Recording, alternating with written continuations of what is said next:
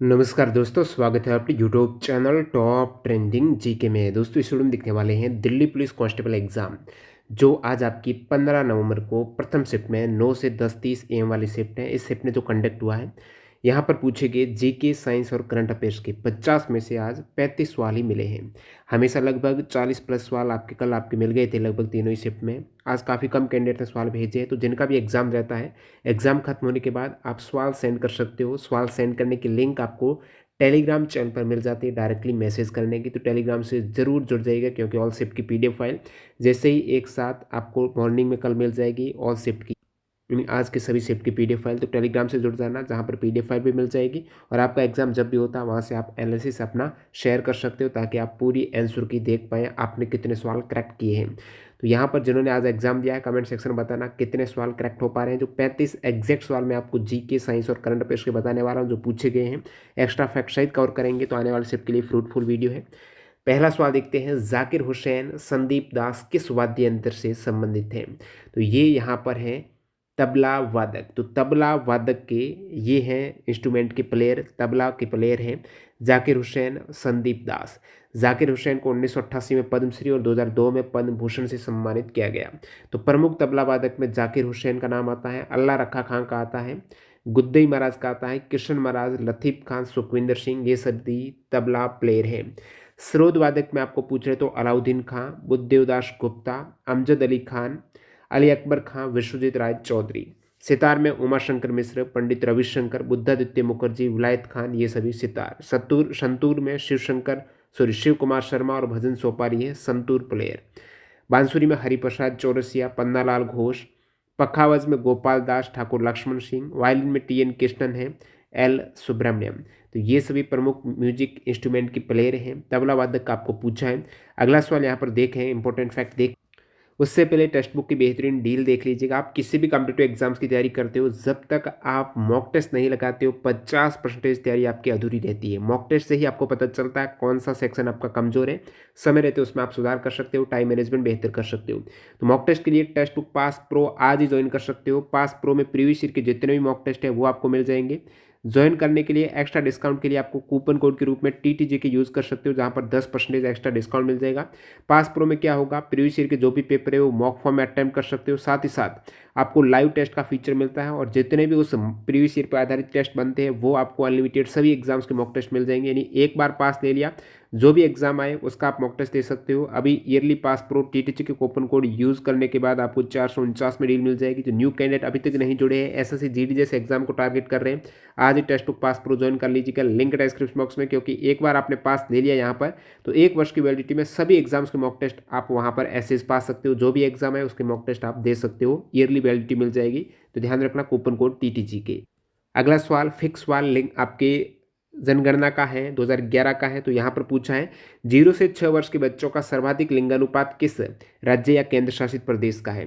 तो 0 से 6 वर्ष के बच्चों का जो होता है लिंगानुपात, उसे कहते हैं बाल लिंगानुपात। ठीक है, तो बाल लिंगानुपात पूछा है आपका सेंसस 2011 से। तो इसमें सबसे अधिक बाल लिंगानुपात वाला केंद्र शासित प्रदेश है वो अंडमान निकोबार द्वीप समूह, 968 है। ओवरऑल में सबसे अधिक बाल लिंगानुपात अरुणाचल प्रदेश का है। तो अरुणाचल प्रदेश में सबसे अधिक बाल लिंगानुपात है वो 972 है। तो राज्य में टॉप है अरुणाचल प्रदेश, 972 बाल लिंगानुपात। यूटी केंद्र शासित प्रदेश में अंडमान निकोबार द्वीप समूह टॉप पर है, 968 बाल लिंगानुपात। सबसे कम बाल लिंगानुपात किसका है? तो वो है हरियाणा का, कितना है? 834।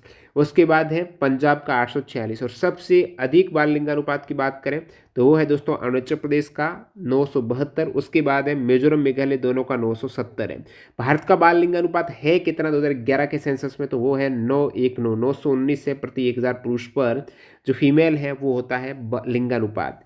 अब यहाँ पर सेक्स रेशियो में मैं बात करूँ, बाल लिंगानुपात के अलावा जो भारत का सेक्स रेशियो है वो है 943 महिला 1000 पुरुष पर, और इसमें सबसे अधिक है वो केरला का 1084 है, और सबसे कम है वो हरियाणा का 879 है।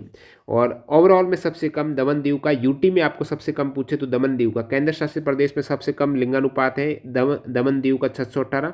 सबसे अधिक है केंद्र शासित प्रदेश में 1037 पुदुचेरी का। नेक्स्ट अपना सवाल है, ISSF विश्व कप 2023 में भारत ने कितने मेडल हासिल किए?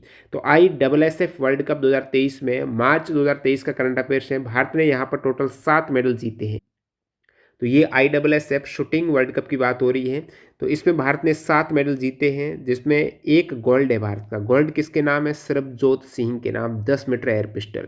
और ISSF शूटिंग विश्व कप 2023 में एक रजत पदक भारत के नाम है, जो कि वरुण तोमर ने जीता है और रिदम सांगवान ने जीता है। मिक्स टीम ने जीता है 10 मीटर एयर पिस्टल में ये सिल्वर मेडल, और गोल्ड मेडल है सरबजोत सिंह। और 7 मेडल में 5 कांस्य मेडल है। भारत की रैंक रही है सेकंड, चाइना ने किया है टॉप। ये भोपाल में आयोजित हुए हैं।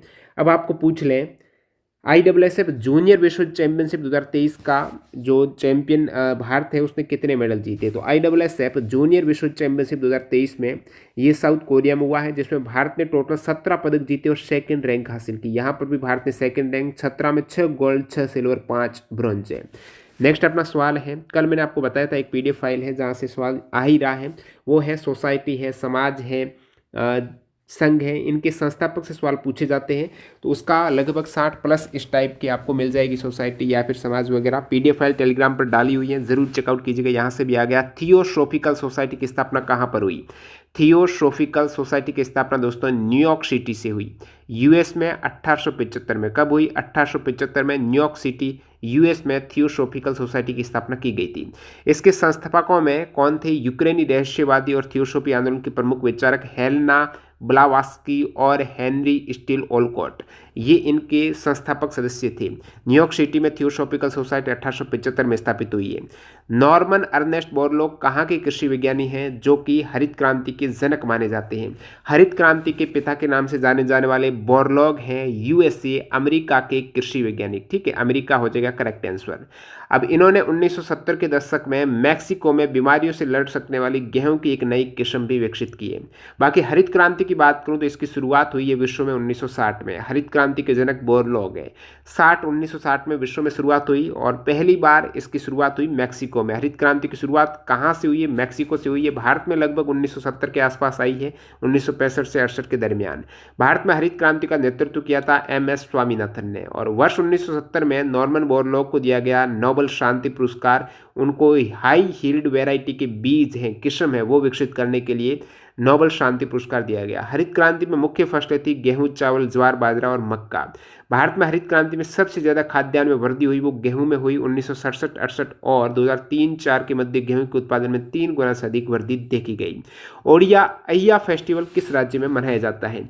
अहिया त्यौहार का पूछा तो मेघालय का फेस्टिवल है दोस्तों। मेघालय के और प्रमुख त्यौहार में वांगला फेस्टिवल है। वांगला कहाँ पर है? मेघालय का है, और जो कि फसल कटाई उत्सव है। और नोंगक्रेम नृत्य उस महोत्सव भी मेघालय का है। तो नोंगक्रेम, वांगला और अहिया, ये 3 प्रमुख मेघालय के फेस्टिवल है। ठीक है, नेक्स्ट अपना एक सवाल है साइंस का, एज ए न्यूमेरिकल ले सकते हो आप। यदि 450 ग्राम पानी है, यानी विलायक आपको दे दिया है जिसके अंदर आपको विलेय घोलना है, वो है 450 ग्राम। ठीक है, और चीनी आपको दे दी 50 ग्राम, यानी यहाँ पर जो विलेय चीज़ है जिसे आप घोलेंगे वो 50 ग्राम है।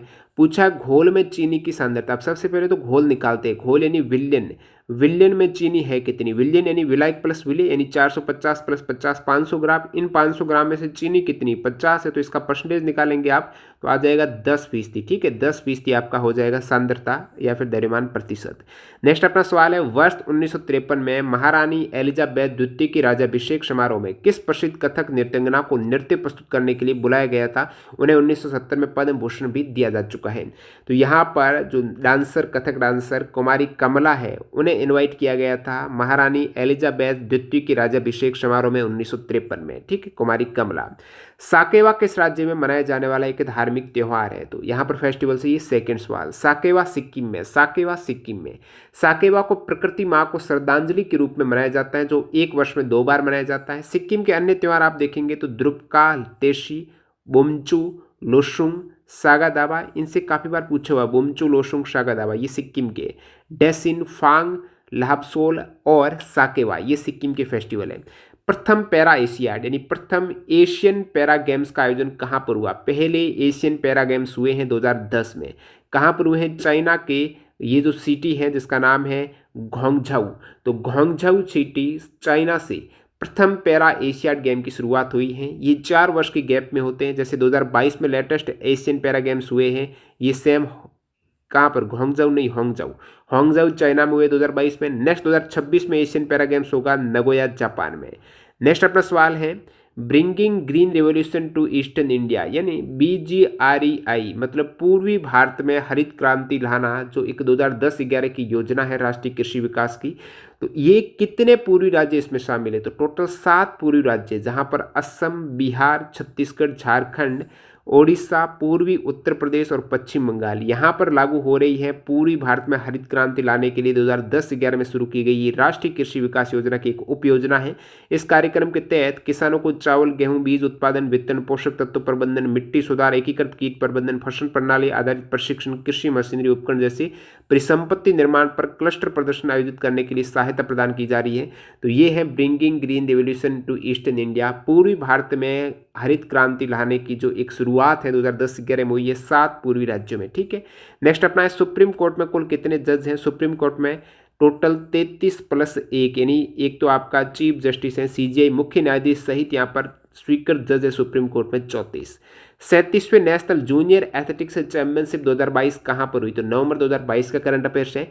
एक दोस्तों 37वां राष्ट्रीय खेल भी हुए हैं, अभी गोवा में हुए हैं अक्टूबर नवंबर में, और इससे पहले ये नवंबर 2022 में 37वां राष्ट्रीय जूनियर एथलेटिक्स चैंपियनशिप हुई है, ये गुवाहाटी असम में। तो असम में हुई है 37वीं जूनियर नेशनल एथलेटिक्स चैंपियनशिप, जिसमें चैंपियन रही है वो हरियाणा रही है। हरियाणा ने यहाँ पर 28 गोल्ड, 16 सिल्वर, 12 कांस्य पदक के साथ टॉप किया है 37वीं जूनियर नेशनल एथलेटिक्स चैंपियनशिप में, जो असम में आयोजित हुई है। एक अगेंस्ट ऑड, ठीक है, एक अगेंस्ट ऑड्स किसकी बायोग्राफी है? तो ये सानिया मिर्जा की बायोग्राफी है, 2016 में लिखी गई सानिया मिर्जा एक अगेंस्ट ऑड। प्रमुख बायोग्राफी जहाँ से SSC सवाल टच करती है, story of my experiment with truth, ये किसकी है दोस्तों? Mahatma Gandhi ji. How I become a Hindu, Sitaram Goel की आत्मकथा। A shot at history, Rohit Brijnath की आत्मकथा है। Playing at my way, Sachin Tendulkar 2014। The test of my life, Yuvraj Singh. एक अगेंस्ट ऑड जो आपको पूछा है सानिया मिर्जा की। The race of my life है मिल्खा सिंह की आत्मकथा। The bandit queen of India, ये फुल्लन देवी की बायोग्राफी है। Matters of discretion, Inder Kumar Gujral की है। Six machine, I don't like cricket, I love it, Chris Gayle की। फ्रीडम इन एग्जाइल, 14वें दलाई लामा की है। कॉन्ट्रोवर्शियली योर्स, शोहेब अख्तर की है। Faster than lightning, my autobiography, Usain Bolt, important है। My story, Kamala Surya. Next आपके हैं romancing with life, Dev Anand की। रागमाला, रविशंकर की। 10 द्वार से सोपान तक, हरिवंश राय बच्चन की। An unsuitable boy, Karan Johar. Mind without fear, Rajat Gupta. Growing up untouchable in India, Vasant Moon. The style diary of Bollywood diva, Kareena Kapoor.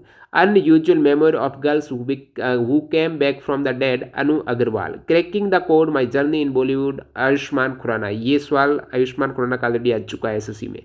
Next अपना है एंटी बाल्या स्मरण काल, ठीक है, एंटी बाल्या स्मरण काल, सत्यजीत राय की आत्मकथा।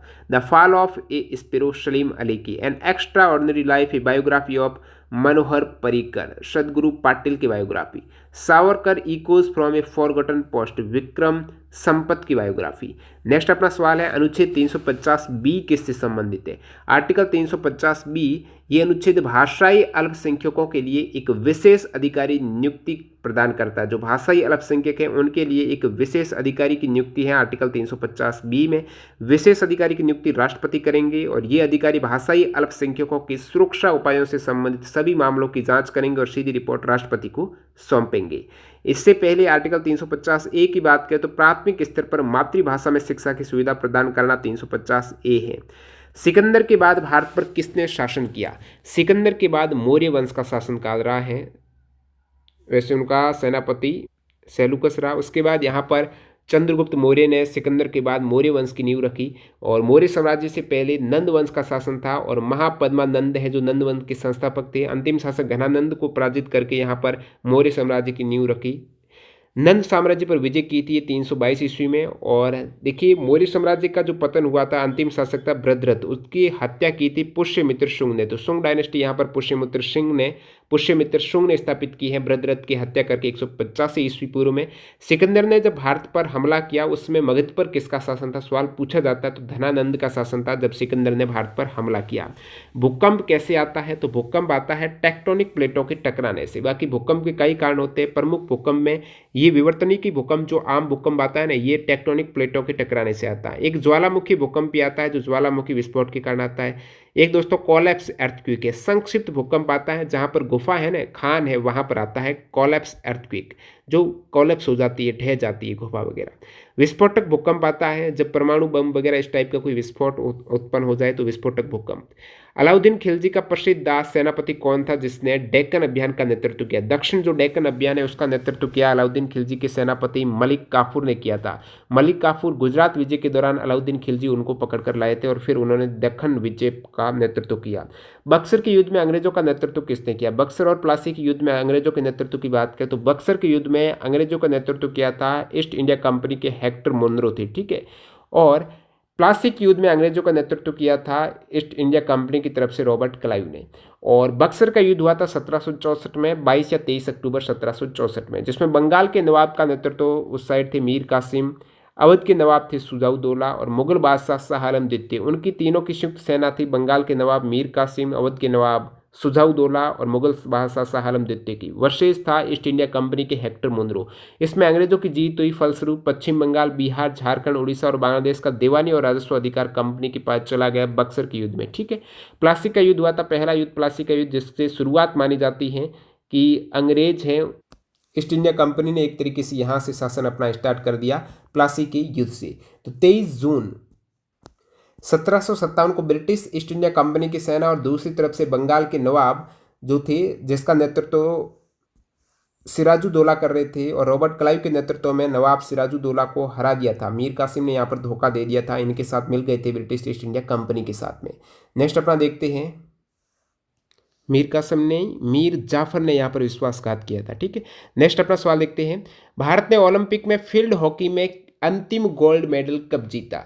तो भारत ने ओलंपिक में फील्ड हॉकी में लास्ट जो गोल्ड मेडल जीता है वो दोस्तों 1980 की मॉस्को ओलंपिक में जीता है। भारत के ओलंपिक में अब तक 10 गोल्ड मेडल है ना, उनमें से 8 तो हॉकी के हैं और एक शूटिंग का, एक एथलेटिक्स का है। शूटिंग का अभिनव बिंद्रा ने जीता था 2008 की बीजिंग ओलंपिक में और एथलेटिक्स का अभी 2020 टोक्यो में नीरज चोपड़ा ने जीता है जेवलिन थ्रो में। और इसके अलावा 8 गोल्ड मेडल हैं वो भारत की फील्ड हॉकी में हैं। 8 में शुरुआत हुई है 1928 के एम्स्टर्डम में। एम्स्टर्डम में भारत का पहला गोल्ड मेडल आया फील्ड हॉकी में। उसके बाद 1932 लॉस एंजल्स में आया दूसरा गोल्ड मेडल। फिर 1936 में बर्लिन ओलंपिक। उसके बाद 1948 में, आपको पूछ रहे स्वतंत्रता के बाद भारत का पहला जो गोल्ड आया है ना ओलंपिक में, 1948 लंदन में आया है। 1952 हेलेंस्की ओलंपिक में gold, 1956 Melbourne Olympic, 1964 Tokyo Olympic, 1980 Moscow Olympic. तो ये 8 गोल्ड आए हैं फील्ड हॉकी में, आप देख सकते हो लास्ट 1980 मॉस्को में आए हैं। नेक्स्ट अपन बात करें भारत के ओलंपिक में अब तक मेडल कितने, तो 35 मेडल हैं। इन 35 मेडल में से 10 गोल्ड, 9 सिल्वर, 16 ब्रॉन्ज है, ठीक है। तो आपको पूछ लें जैसे शूटिंग में कितने मेडल, तो शूटिंग में 4 है। सबसे अधिक मेडल किसमें है, कौन से स्पोर्ट में, तो 12 मेडल है फील्ड हॉकी में। 8 गोल्ड, 1 सिल्वर, 3 ब्रॉन्ज, सबसे अधिक फील्ड हॉकी में। उसके बाद शूटिंग में है 4 मेडल है, जिसमें 1 गोल्ड, 2 सिल्वर, 1 ब्रॉन्ज है। फिर एथलेटिक्स में 3 मेडल है, sorry highest medal field hockey में। उसके बाद रेसलिंग में, ठीक है, रेसलिंग के बाद शूटिंग में। रेसलिंग में 7 मेडल है भारत की, 2 सिल्वर, 5 ब्रॉन्ज, यानी कुश्ती में अब तक गोल्ड नहीं आया है। रेसलिंग के बाद शूटिंग है, फिर आपकी एथलेटिक्स और बैडमिंटन, बॉक्सिंग में 3, उसके बाद वेट लिफ्टिंग में 2 हैं और टेनिस में 1 है। तो ये टोटल 35 मेडल है इंडिया की। नेक्स्ट अपना है 65वां संविधान संशोधन। अब 65 का पूछा है या फिर 99 पूछा है, दोनों ही पूछे तो आप बताना, बाकी इनमें से एक हैं या दोनों स्टूडेंट ने भेजे हैं तो आप बताना क्या एग्जैक्टली दोनों ही थे, क्योंकि काफ़ी सवाल यहाँ से पूछे जा रहे हैं आपके पॉलिटी से और वो भी संविधान से।